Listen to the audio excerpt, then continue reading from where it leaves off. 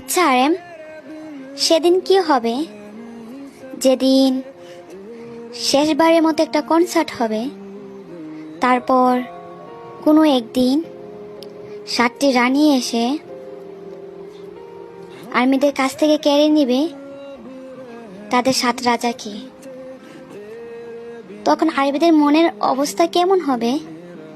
সেদিন কি আর্মিদের চোখে জলে আহাজারি হয়ে উঠবে, নাকি সেদিন থেকে আর্মিরা চটপট করে নিজেকে শেষ করে দেবে? ইতিহাসের পাতায় কি লেখা হবে? কোন এক গাছে 7টি ফুল ছিল, সেই ফুলে ঘিরেছিল হাজারো প্রজাপতি। হঠাৎ একদিন